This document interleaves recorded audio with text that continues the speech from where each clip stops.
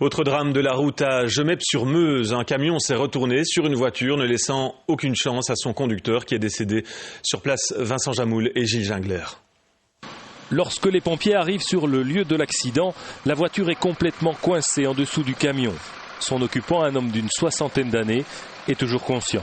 Le temps qu'on arrive à lever le camion, on a dû réquisitionner des grues parce que le camion était sur le flanc, était vraiment très difficile d'accès, il s'était partiellement écrasé. Et donc oui, effectivement, le temps qu'on arrive à lever le camion, la personne est malheureusement décédée.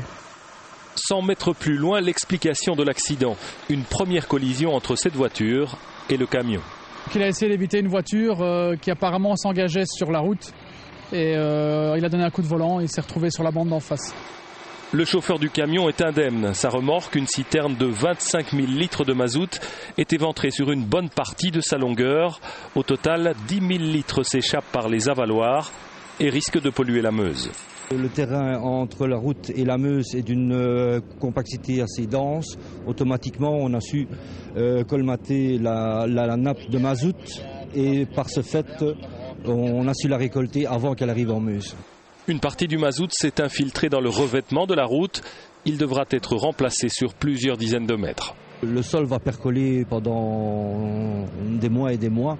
Donc automatiquement, pour ne pas reporter le problème le plus loin, le plus simple est d'éliminer ce tronçon-ci et de le remplacer. Les 4 bandes de circulation du quai sont restées fermées toute la journée. Seules 2 bandes seront praticables demain, une dans chaque sens.